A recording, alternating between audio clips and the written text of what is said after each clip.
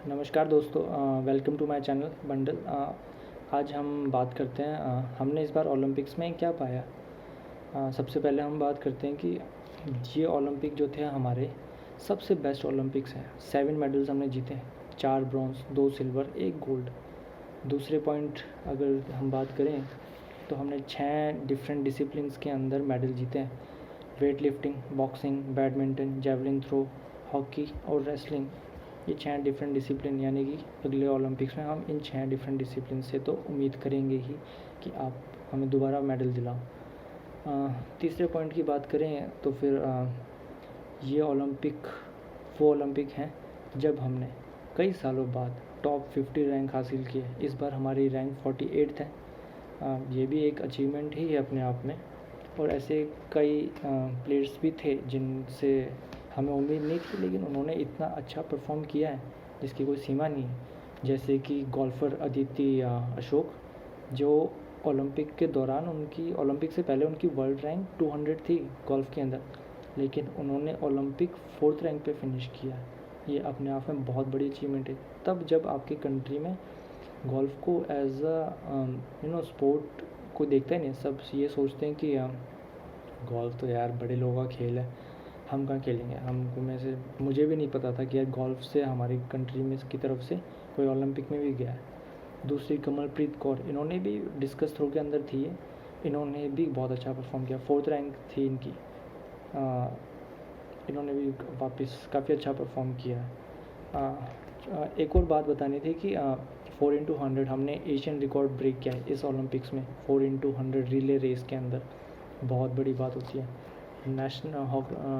Asian record break करना time लगता है और एफर्ट भी लगता है।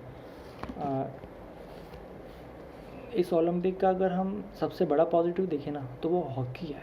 चाहे मेल की बात कर लो, चाहे फीमेल टीम की बात कर लो, हॉकी की स्टोरी भी एक ड्रामेटिक ही थी कि 2008 ओलंपिक्स बीजिंग में जब हम क्वालिफाई भी नहीं कर पाए थे ओलंपिक्स के लिए। डार्क हिस्ट्री है हमारे ओलंपिक्स की। जिस कंट्री ने 8 गोल्ड मेडल ओलंपिक्स में जीत लिए हों हॉकी में, वो 2008 ओलंपिक्स में क्वालिफाई भी ना कर पाए। लेकिन जैसे कहते हैं ना, काला दिन आता है तो उसके बाद एक उम्मीद से भरी रोशनी लेके नया दिन भी आता है। 2008 की ये कहानी थी, फिर सब कुछ बदल दिया हॉकी का। फेडरेशन जो थी 2010 के अंदर शायद डिज़ोल्व कर दी गई थी। 2012 में नया नाम, नया चेहरा दे के उसको दोबारा पुनर्जीवित किया गया। लेकिन 2018 आते आते जो सहारा अब तक हॉकी को स्पॉन्सरशिप कर रही थी, उसने भी अपना नाम वापस ले लिया। तब जाके उड़ीसा सरकार ने हॉकी को कंधा दिया और उन्होंने 2018 के अंदर स्पॉन्सरशिप दी। पहला राज्य था जिसने हॉकी को स्पॉन्सरशिप दी थी।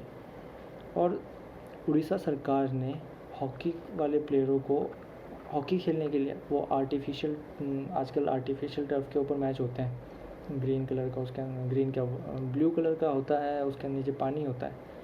तो जो हम आज भी गरीब राष्ट्र ही कहलाते हैं। जिस देश में यार खेलने की सुविधा ना हो, वहाँ पे आर्टिफिशियल टर्फ के ऊपर मैच खेलना, प्रैक्टिस करना बहुत बड़ी बात हो जाती है। वो चीज़ें सुविधा नहीं थी, वो उड़ीसा सरकार ने दी। 2016-17 की बातें हैं, वहाँ से लेके 2021 की स्टोरी। प्रिपरेशन के दौरान जो सरकारें आपको मदद करती है ना, वो ही बाद में मेडल के रूप में कन्वर्ट होता है। तो उन्होंने जो टर्फ आपको अवेलेबल कराया, उस ही की मदद थी कि आपने 2021 ओलंपिक्स के अंदर मेंस हॉकी टीम ने ब्रॉन्ज मेडल अपने नाम किया और वुमेंस टीम 4th रैंक पे आई। जो 3rd रैंक के लिए मैच था वो बहुत अच्छा मैच था, बहुत अच्छा। वुमेंस टीम को जितनी कॉन्ग्रेचुलेट की जाए उतना कम है। मेरी तरफ से मेरे इस चैनल की तरफ से Rani Rampal women's hockey team की कैप्टन को और उनकी पूरी टीम को बहुत बहुत बधाइयाँ देना चाहूँगा मैं। अब हम बातें करें तो यार पिछले कुछ टाइम से ना एज अ स्पोर्टिंग कंट्री हम क्रिकेट के अलावा भी बाकी स्पोर्ट्स में आगे बढ़ रहे हैं। जैसे कि बैडमिंटन, जैसे कि शूटिंग, जैसे कि हॉकी, जैसे कि बॉक्सिंग, जैसे कि रेसलिंग। और दीपा कर्माकर जी जिमनास्ट 2016 में पहली वुमेन थी जिन्होंने एज ए जिमनास्ट ओलंपिक में क्वालिफाई किया। जेवलिन थ्रो भी एक उनमें से है। रेसिंग में हम अभी उतने अच्छे नहीं हैं, लेकिन अगर हमने इस बार एशियन रिकॉर्ड तोड़ा है ना, तो अगले ओलंपिक्स के अंदर हम ऑफ कोर्स अच्छा परफॉर्म ही करेंगे। अब यार हम उस राज्य की बात करते हैं जिसने ओलंपिक्स में हमें सबसे ज़्यादा मेडल दिए। आज तक ओलंपिक्स के अंदर हम 28 कुछ मेडल जीत पाए हैं, जिनमें से सिर्फ 11 मेडल्स तो सिर्फ हरियाणा में से आए। वो हरियाणा की कहावत भी चलती है, कहावत तो नहीं है, बोली है कि दूध दही का खाना देशों में देश हरियाणा। यार वहाँ का खान पान, बच्चे वहाँ के लड़के अगर पढ़ाई में अच्छे ना है ना तो वो खेल में ज़रूर होंगे। और वहाँ पे इन्वायरमेंट इतना अच्छा बनाया हुआ है ना स्पोर्ट्स के लिए कि यार बच्चों को पता रहता है कि अगर मैं पढ़ाई में कुछ नहीं कर पाया ना तो मैं स्पोर्ट्स में ज़रूर कर लूँगा। तो जब ऐसा माहौल बनता है ना तो इंसान अपने आप कुछ ना कुछ अच्छा कर ही लेता है। प्लेयरों को जैसे कहते हैं ना, मेडल जीतने के बाद खास ज़रूरत नहीं होती है पैसों की, क्योंकि पैसा तो तब बहुत ज़्यादा आ जाता है। पैसों की ज़रूरत तब पड़ती है जब वो प्रैक्टिस कर रहा होता है। प्रैक्टिस के दौरान उड़ीसा सरकार ने मदद की तो हमने 4 साल के अंदर मेडल तक जीत के आ गए। तो अगर वैसा ही अगर हम बाकी स्पोर्ट्स में भी करें, सरकार की मदद मिले, आर्थिक, शारीरिक और मानसिक मदद इतनी ज़रूरी है ना कि जो चौथे रैंक पे आता है ना, चौथी रैंक और तीसरी रैंक के अंदर ज़्यादा अंतर नहीं होता है, पॉइंट में बीत जाता है स्कोर। तो अगर यदि मानसिक के ऊपर काम कर लिया ना तो हमारे 4 से 5 मेडल और बढ़ सकते हैं।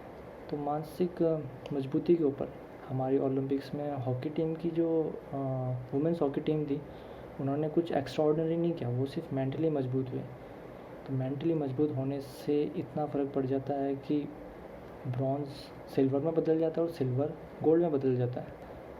तो बस यही सब कुछ कहना था ओलंपिक्स को लेके। मेरी तो यही राय है। आपकी अगर कोई और राय है और कोई ऐसा पॉइंट जो मैं भूल गया हूँ, please do mention in the comment box. Thank you guys for giving your time. Like it, share it, and do subscribe my channel. Thank you.